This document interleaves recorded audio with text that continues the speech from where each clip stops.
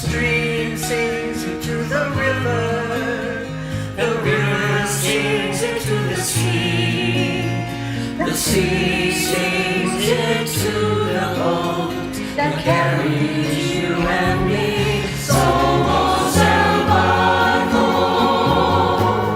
somos el mar, yo navego en ti, tú navegas en mí.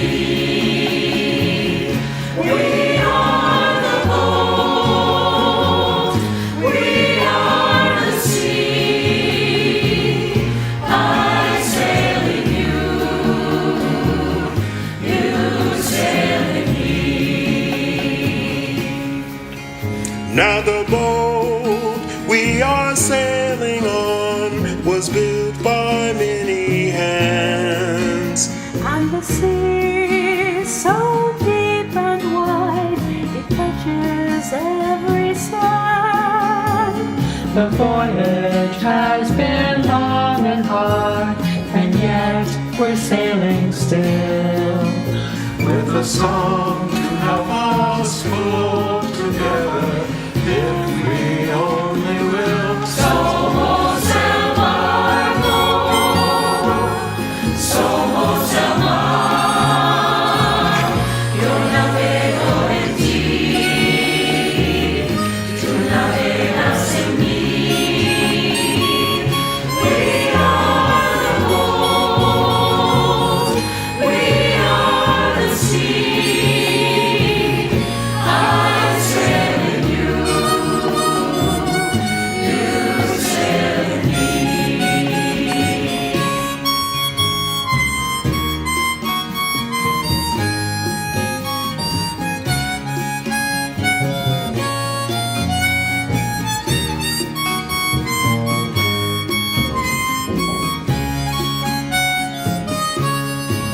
So with our boats, we raise the sails to face the winds once more.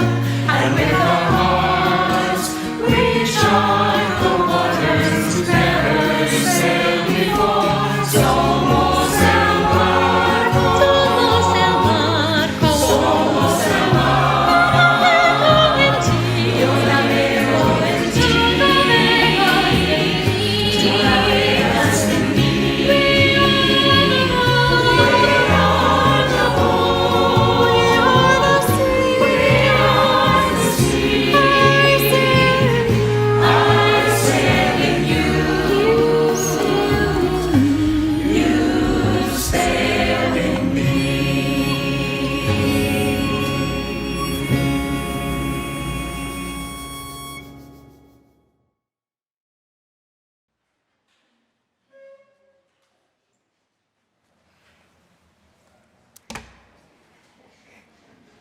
Good morning. Welcome to the Sunday morning service of the Unitarian Universalist Fellowship of San Miguel de Allende. Whatever your religious background or lack of one, whoever you love, you can bring your whole self here. And whether you are here in person or making community via Zoom, welcome and know that you are enough, you are needed, and we are grateful that you are here. My name is Kathy Canepa, and I'm a member of the Sunday Service Committee, and I am very glad to be our service leader today, but I'm not glad to tell you that due to illness, we needed to postpone the scheduled music service for today, and we tried to let everyone know by email. So in any case, I'm also very happy to let you know that Paula Peace, who became ill with COVID this week in Atlanta, is turning the corner and starting to get better. But she was not able to be part to do the music service. Anyway, instead of the music that was planned, we are going to be having a very timely service on interdependence and covenant, centered on recorded homily in 2 parts by our UUA president, Reverend Dr. Susan Frederick-Gray. We are all connected, an interdependent whole. Therefore, says Reverend Susan Frederick-Gray, covenant is our religious response to our fundamental interdependence. We make promises about how to be together and how to be in the world. We also fall short of honoring these promises, inviting us to repair and strengthen the strands of community. The choice to mend broken strands of the web is an act of faithfulness. Now, speaking of mending, we have some announcements. As part of our UUFSMA healing process, we are forming some new small groups. First, a men's Saturday breakfast group is going to begin on June 18th.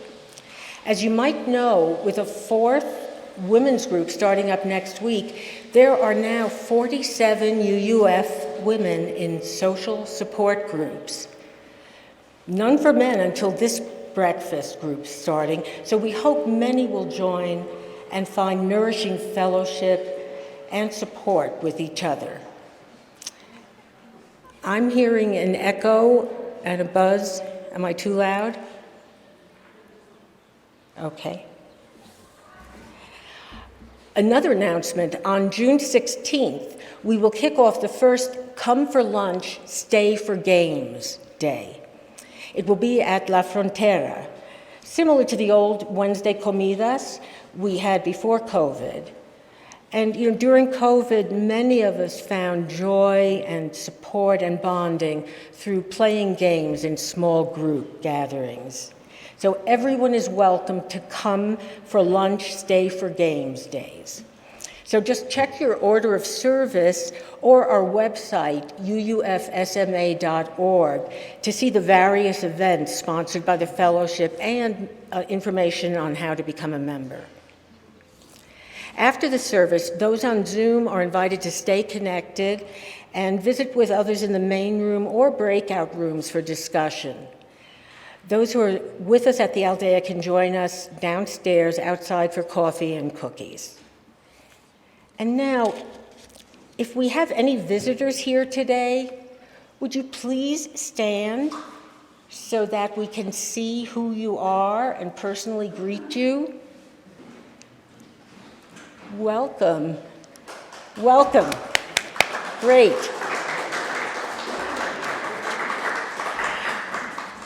See you at coffee hour. Well, we don't have the mic to go there, but could you tell us where you're from? From the Bay Area in San Francisco. Okay, they're from the Bay Area in San Francisco. See you downstairs. And now, in the spirit of this service on interconnectedness and covenant, our opening words will be a responsive reading. It's number 440 in our hymnal, From the Fragmented World by Philip Hewitt. You can look in the hymnal. I'm going to read the regular print, and please join me responding with the italicized words, or if you're Zooming and looking at the screen, I believe they're in blue.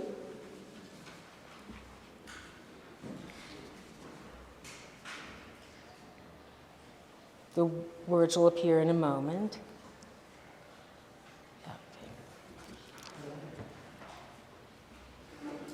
From the fragmented world of our everyday lives, we gather together in search of wholeness.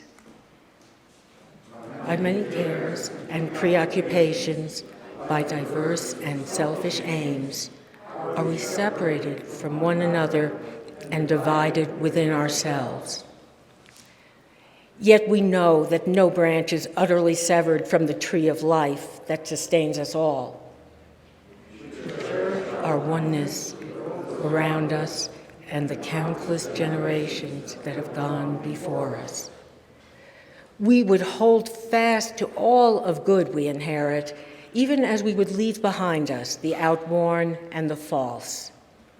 We would escape from bondage, ideas of our own day and from the delusions of our own fancy. Let us labor in hope for the dawning of a new day without hatred, violence, and injustice. Let us nurture the growth in our own lives of the love that is shown in the lives of the greatest of men and women, the rays whose lamps still in. In this spirit we gather, and in this spirit we light our chalice.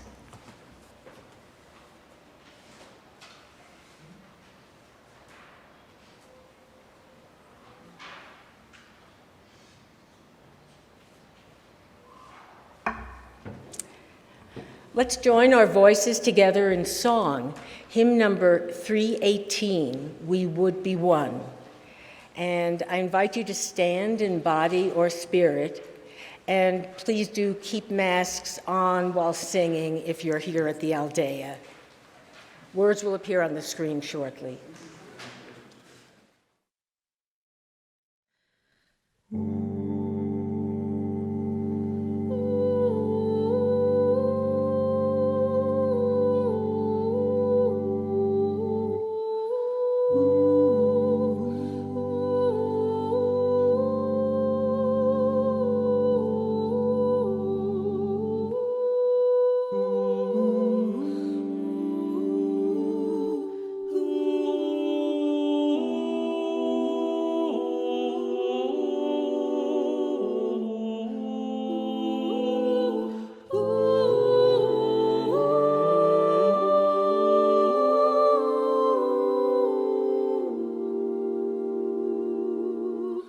We would be one as now we join in singing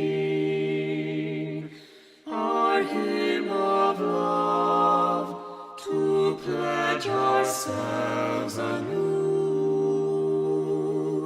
to that high cause of greater understanding of who we are and what in us is true.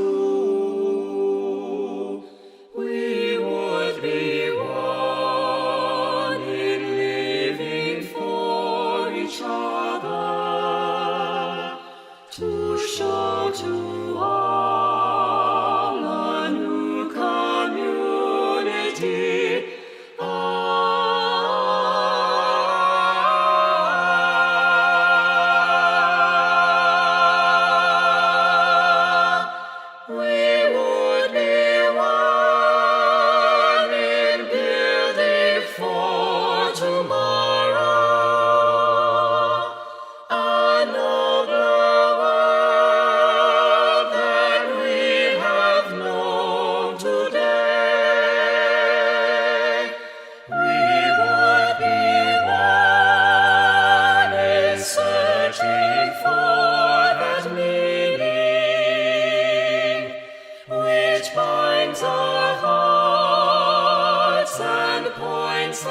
On our way, as one we pledge ourselves to greater service,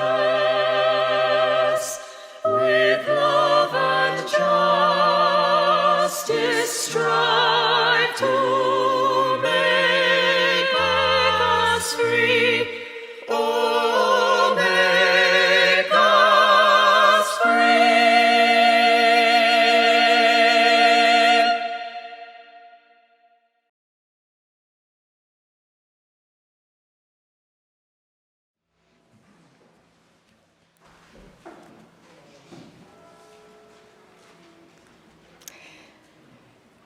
In her poem, When Covenant Breaks, Frances Kosiar wrote, "Covenant is a promise between the people of this faith, but it is also a promise between the self and the faith.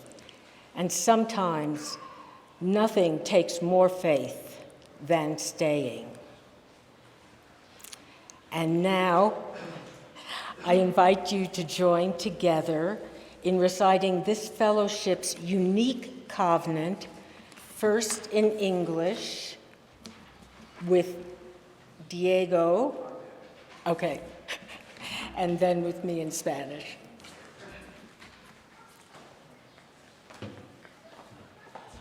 We respect the interdependent web of life and work for a just and peaceful world. We encourage the search for truth and meaning, strive for compassion in our relationships, and seek values that will benefit our lives and the lives of others. This is our covenant. Respetamos todos los estilos de vida dentro de su red interdependiente y trabajamos por un mundo justo y pacífico. Alentamos la búsqueda de la verdad y la comprensión total. Nos esforzamos por mantener compasión en nuestras relaciones y buscamos valores que beneficien nuestras vidas y las vidas de los demás. Este es nuestro convenio.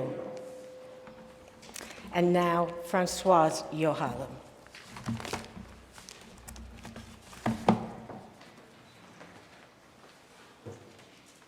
Good morning. My name is Françoise Yohalam, and I am with your care team. I want to remind you that if you want to reach the care team, we have a new email.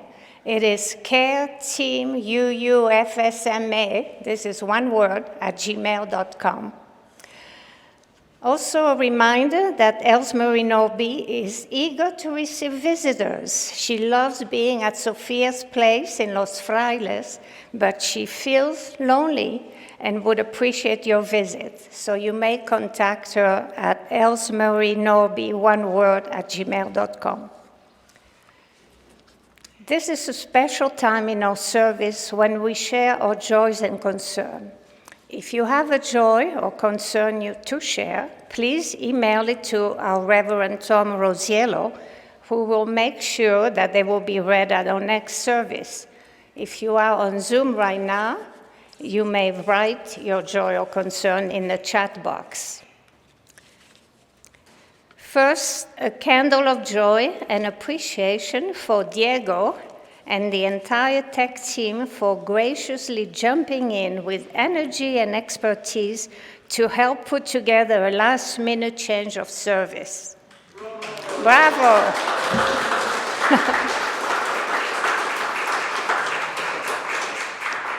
Thank you. I have received the following concerns from Tom. 4 of our members have tested positive for COVID in the US: Christy McGee, Paula Peace, and Michael Moore, and Gloria Brown. Some of them have had symptoms, others are non-symptomatic. So a candle for all our friends who are in the US with COVID, and hoping that they will recover very quickly. Another candle for Luna. Dan Newspiel and Kathy Canepa are sharing their concern for their 2.5-year-old granddaughter Luna, who is ill with COVID. Oh, sorry. Candle for Luna. Finally, our healing thoughts are with Linda Sorin, and those beautiful flowers provided today by Cornelia from Mis Hermanas will be delivered to Linda. For Linda.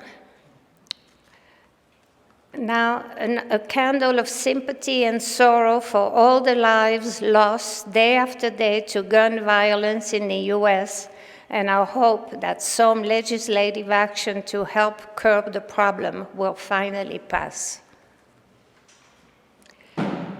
Please, let's light the blue and yellow candle again for the people of Ukraine and all those who are suffering, have had to abandon their homes and country, or have lost their lives to this tragic, unprovoked war.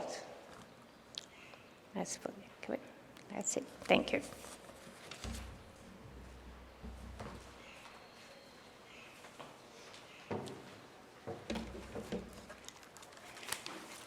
Thank you, Francoise.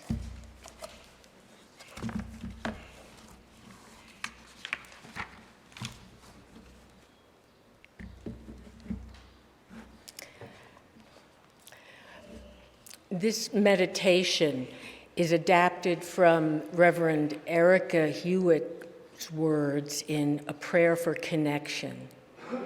So I invite you to please get comfortable, sit back in your chair, breathe deeply, close your eyes if you wish. All of us have hearts full of holes where arrows have landed. And all of us, at one time or another, have been the person who inflicted that hurt upon someone else. How many times and in how many ways can you think of the times that you have felt stung, that you have felt a relationship torn asunder? And how hard is it to take the armor off and do that vulnerable work of seeking repair, of asking forgiveness, of extending trust once again, or of naming the things that we need from each other in order to begin that work of returning and returning.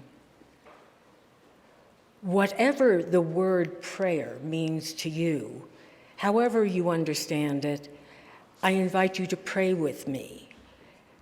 I, Kathy, would say I invite you to reflect deeply. Help us say yes, Spirit of loving mystery. Help us say yes, first to our own selves and to tending the wounds and the disappointment that has been inflicted on us for whatever reason. Yes to our worthiness. Yes to our hope in human relationships and returning to one another instead of turning away. For those of us who know that we have caused hurt, may we not be stuck in shame or in guilt, but may we loosen our own armor so that we can fully understand the hurt we've caused and seek ways to avoid those paths of wounding and have the humility to want to try again in more loving ways. Often we are bystanders. Often we witness pain being tossed between two people or more. May we be willing to be custodians and guardians of love. May we interrupt when interruption is called for. May we call people to their fullest selves. And may we name oppression when we witness it. May we each be a member of a community of cohesion and of connection that calls people to accountability, but also to love, where we say yes to one another, where we say yes to that which is life-giving, and yes to repair.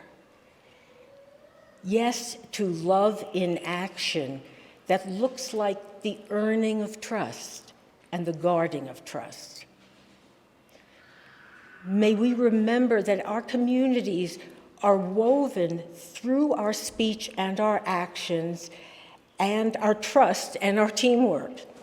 And may we keep showing up to do that sacred, holy work so that we can say yes to one another, to carry one another forward.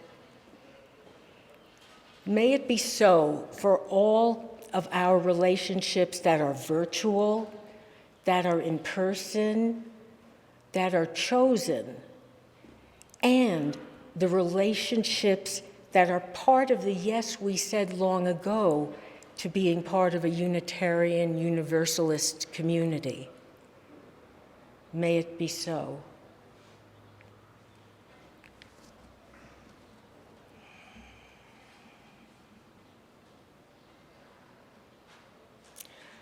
Now, please remain seated for our next video of hymn number 6, Just as Long as I Have Breath. And you can sing along or just enjoy.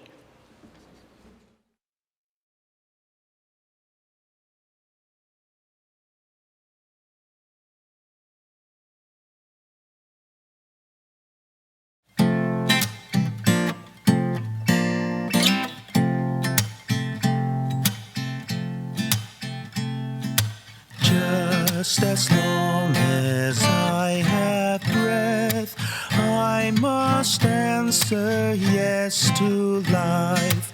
Though with pain I made my way, still with hope I meet each day. If they ask what I did well, tell them I said yes to life.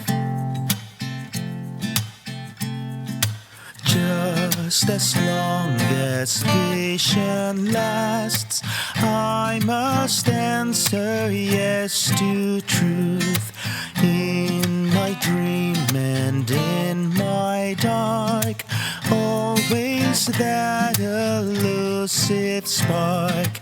If they ask what I did well, tell them I said yes to truth.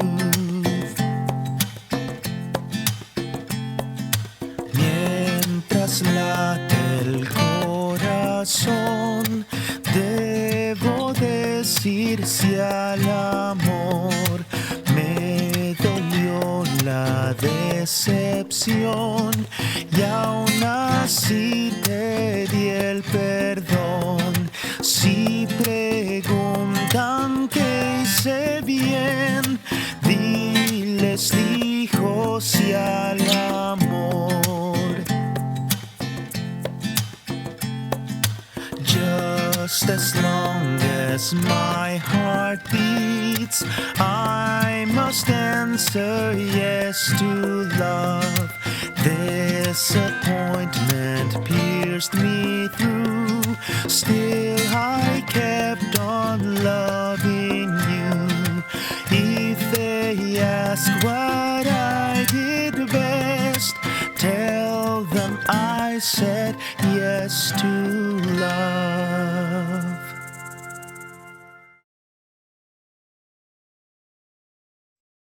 Good morning. I'm Stephanie Studensky, a member of the Social Action Committee. I'm here to introduce our collection today. Our fellowship provides a substantial portion of its budget to help fund nonprofit organizations in the greater San Miguel region in order to promote health, independence, and community among our region's underserved populations. Today's offering supports our whole UUFSMA, including these organizations. This week, we highlight the work of Apoyo a Gente Emprendedora. Apoyo seeks to empower low-income women in our area by helping them become financially independent. These women develop their own small businesses with program support in the form of interest-free microloans, financial education, mentoring, and skills training. Apoyo is having a substantial impact. During the COVID epidemic, Apoyo helped a group of women develop a cooperative to make and sell pictures. Here's a photo of one of the women in the cooperative working on her masks. This year, with our grant support, Apoyo has begun a series of workshops to help participants gain the knowledge and skills to become home care aides. Again, let's look at some of the photos. Here's a typical classroom. They have about 20 students in each of the classes, and they're running about 20 sessions over multiple months. The students learn a variety of important skills for home health aides. And here's one of the trainees, Hilaria, who's now finished the course and is eager to get to work. Finally, I want to especially express my admiration for Apoyo's executive director, Ezekiel Mojica. Ezekiel originally comes from the San Miguel Campo area and has made it his life's mission to help others obtain independence. We thank him and are immensely grateful for what he is doing for our community. Your donations today will help change lives. If you're joining us today by Zoom, please go to our donation link in the chat box or at our website, UUFSMA.org. Here at the Aldea, the basket will now be passed. Thank you for your generosity. The offering will now be collected and gratefully received.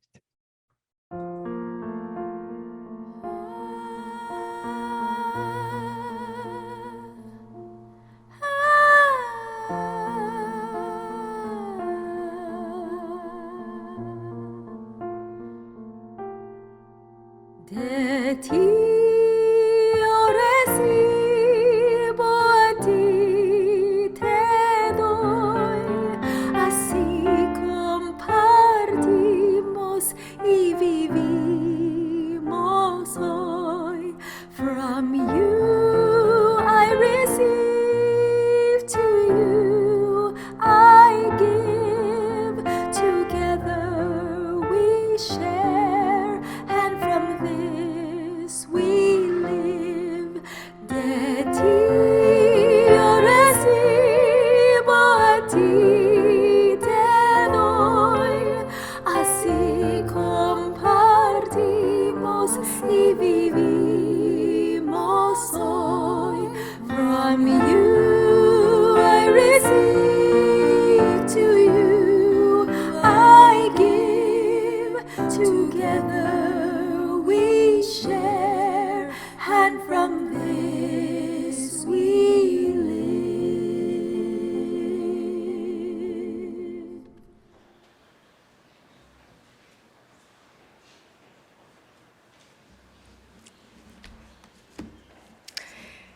Today, we're going to hear from the Reverend Dr. Susan Frederick-Gray by video recording. Reverend Frederick-Gray is the first woman elected to serve as president of our Unitarian Universalist Association. She had served as lead minister of the Unitarian Universalist Congregation of Phoenix, Arizona, where she was a national voice for immigrant rights. She led the Unitarian Universalist response to Arizona's anti-immigrant laws in 2010. And Rev. Susan was a leader of the UU Arizona Immigration Ministry and a key organizer of the 2012 UUA Justice General Assembly in Phoenix. She's a graduate of the University of Wisconsin-Madison and Harvard Divinity School. She's married to the Reverend Brian Frederick-Gray, and they have a 9-year-old son, Henry. We're delighted to have Reverend Susan's homily by recording.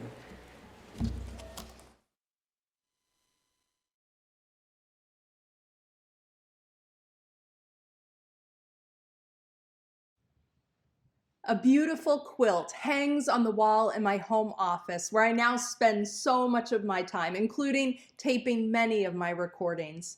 It was made by Unitarian Universalist Jennifer Centric, then a member of the First UU Church of Youngstown, Ohio, where I served as minister. I hung it up early in the pandemic when I realized that little office would be the place where I would spend most of my days. The quilt brings me joy. The cacophony of rainbow colors signify welcome and inclusion. Each triangle brings its own bright beauty, a celebration of the individuality of each person. And there's a whimsical line of stitching that runs throughout and along the quilt's border, bringing a feeling of playfulness and the joy that is present in belonging. As a whole, the quilt reminds me of how we are all stitched together, an expression of our fundamental interdependence. If there's one thing the last 2 years of pandemic have taught us, it's the reality of our inescapable interconnectedness.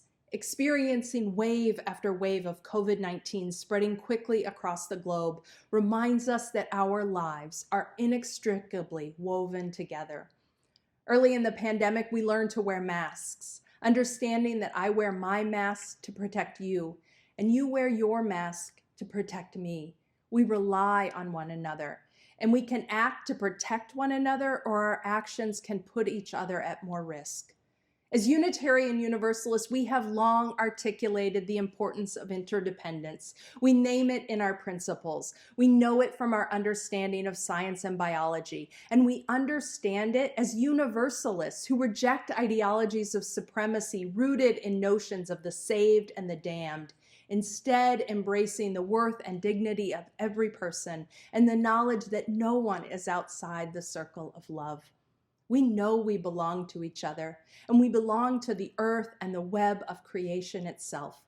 So what does this reality of our interdependence mean for our theology?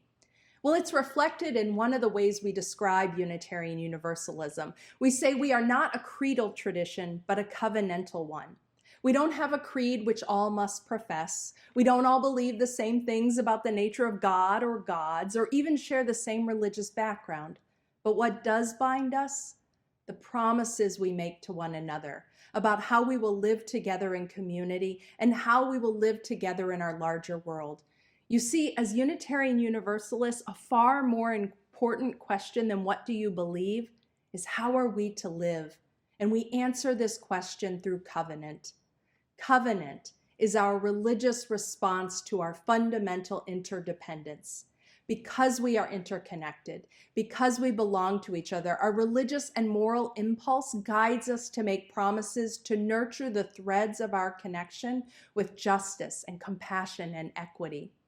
Now, early formulations of covenant were understood as among believers with their God.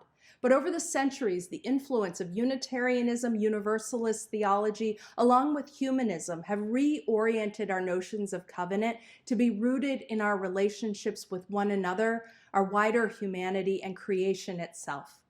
We are a tradition concerned with the here and now and the conditions of people's lives today. One powerful example of this is how our principles are articulated as a covenant. We covenant to affirm and promote the inherent worth and dignity of all people. We covenant to create practices that nurture justice and abiding compassion into the fabric of human relations. We covenant to join our efforts to work for a world where the web of life is infused with peace, justice, and equity, such that all people can thrive in their wholeness. The Universalists called this aspiration the kingdom of God. Today, we call it the beloved community. Covenant is a centerpiece of our theology because it calls us to practice and live our deepest values and the greatest aspirations we have for ourselves, humanity, and our world. Now, it's not about checking boxes and getting everything right. It's deeply spiritual work. It requires humility, listening, forgiveness, and open-heartedness. Because we are human, we don't live our promises perfectly. But covenant teaches us how to seek forgiveness from one another and ourselves, and it teaches us how to heal and come back together. Covenants are life-affirming and life-saving because the truth is we need each other. We hold each other's well-being in our hands and in our actions, and this is not a burden, but an incomparable gift. It's why we love. It's why we create enduring friendships. It's why someone's art can stir another's heart. It's why we gather in religious community and are deeply held and changed by its presence in our lives. Just like that quilt, that hangs in my office. Our UU principles reflect our fundamental interdependence and the role that covenant plays as a North Star, a guide for how we live and our commitments.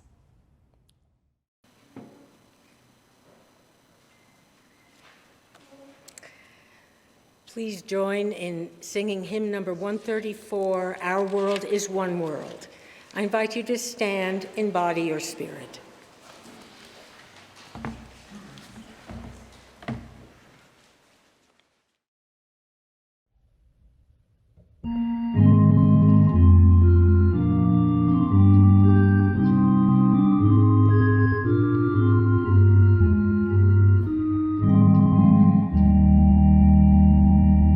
Our world is one world.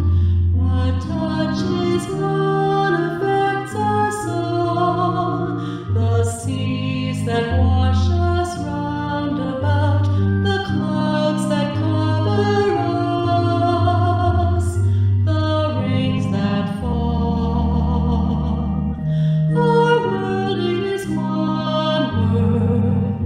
The thoughts we think affect us all. The way we build our attitudes with love or hate we make a bridge or wall. Our world is one world. Its ways of wealth affect us all. The way we spend, the way we share, who are the rich or poor, who stand or fall. Our world is one world, just like a ship that bears us all, where fear and greed make many holes, but where our hearts can hear a different call.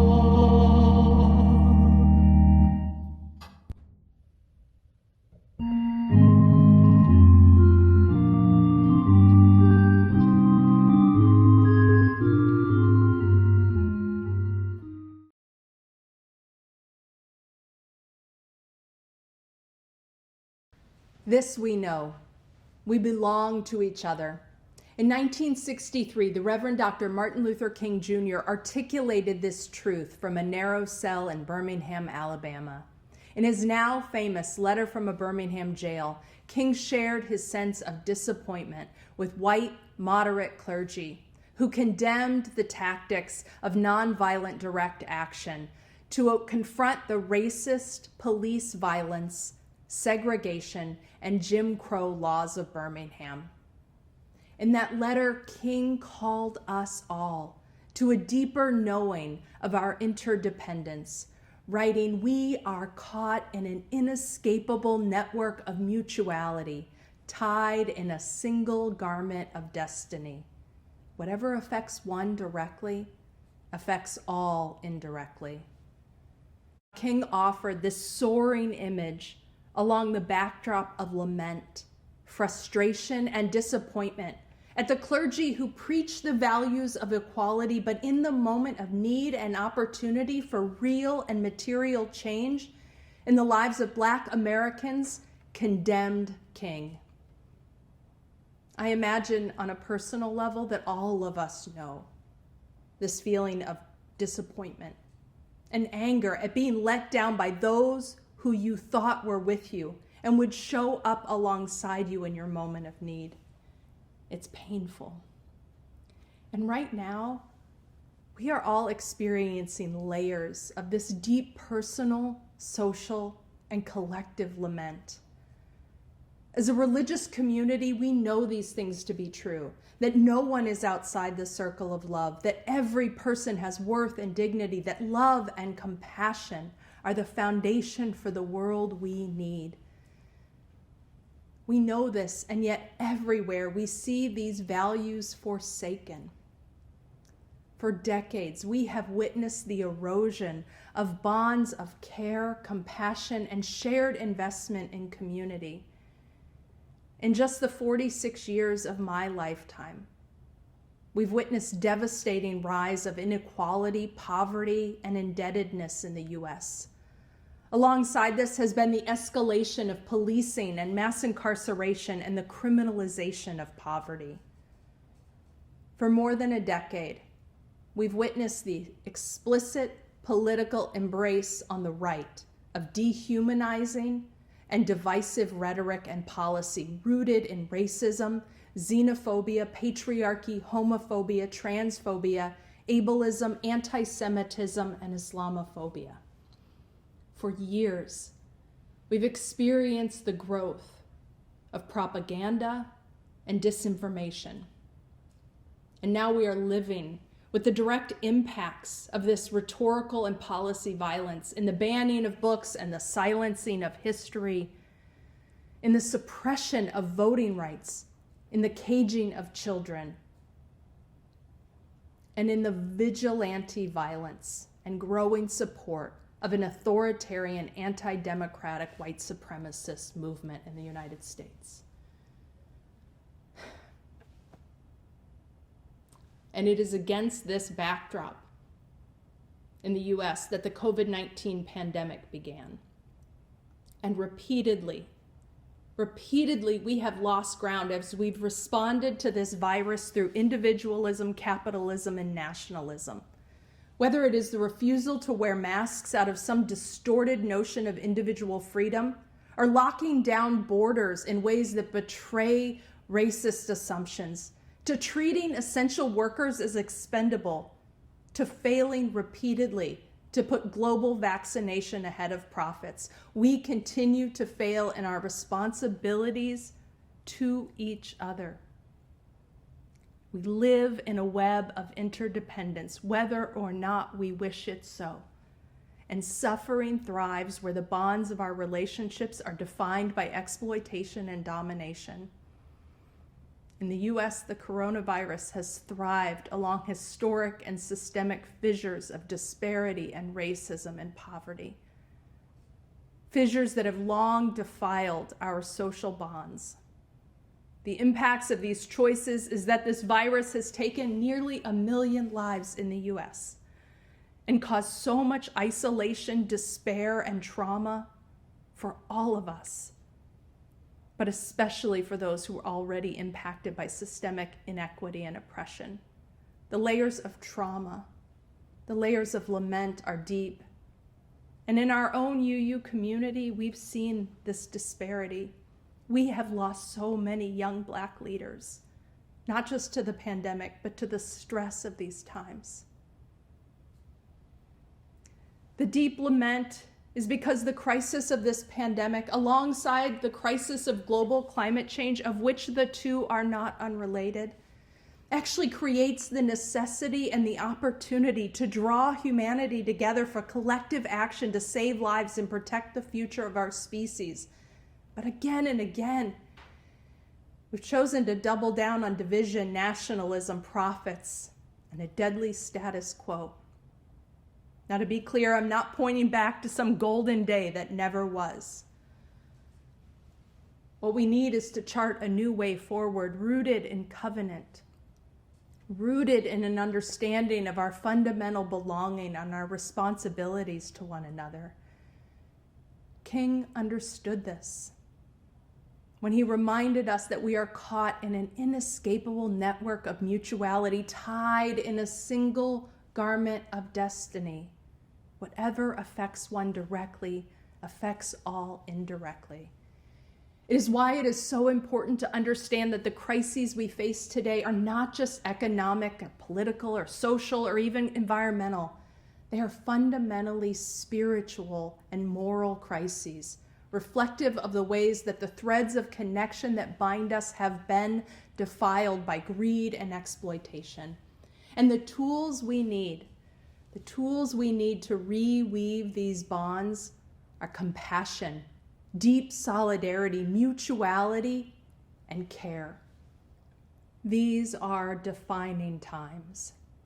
It matters that we root ourselves in deep care for one another and a courageous commitment to the struggle for justice and thriving for everyone and for our shared future. After all, our religious communities are not social clubs. Our theology, our commitment to covenant is not an intellectual exercise. It is a call to a way of living and being. It is a call to action. This is no time for a casual faith, no time for a casual commitment to one another and the values of human dignity, justice, and compassion that we hold dear. And this is no time to go it alone. Practicing covenant reminds us that it is an act of faithfulness to continue showing up for and with one another.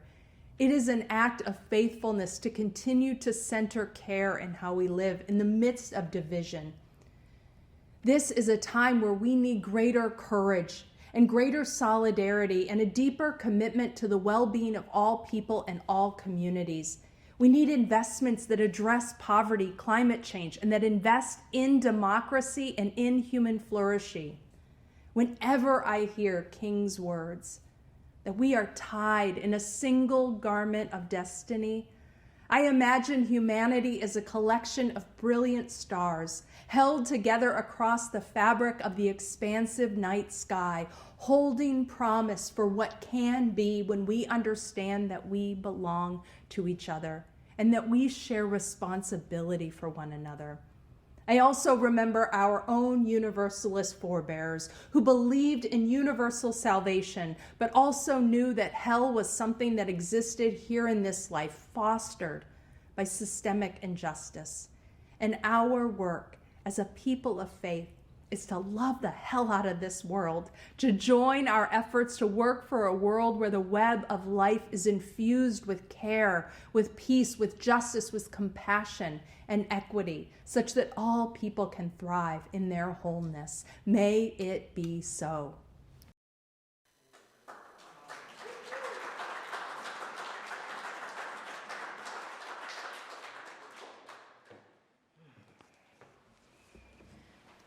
Wow.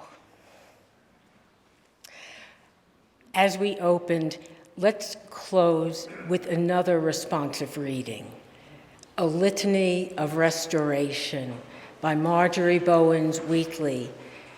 This is number 576 in the hymnal. Again, the words will appear on your screen shortly. I'll read the regular print, and please respond with the italics or the blue print on the screen.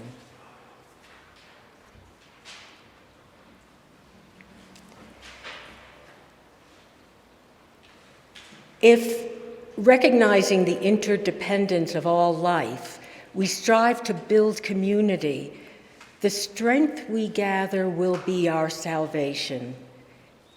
If you are Black and I am white, it will not matter. If you are female and I am male, it will not matter. If you are older and I am younger, it will not matter. If you are progressive and I am conservative, that matters. If you are progressive and I am conservative, it will not matter. If you are straight and I am gay, if you are Christian and I am Jewish, if we join spirits as brothers and sisters, the pain of our aloneness will be lessened, and that does matter.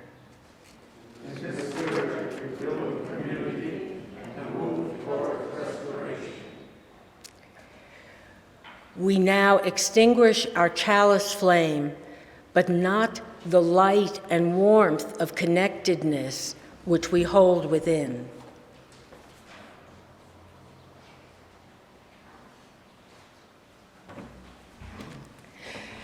Before our postlude, please remember, if you are Zooming, to stay connected for a lively discussion.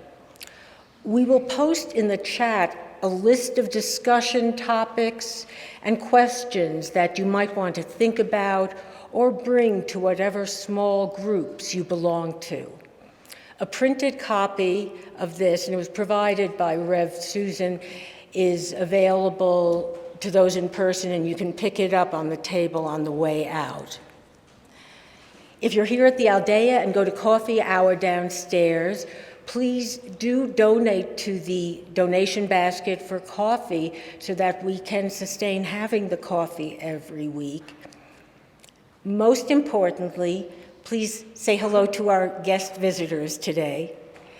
And now enjoy Playing for Change, offering us Lean on Me.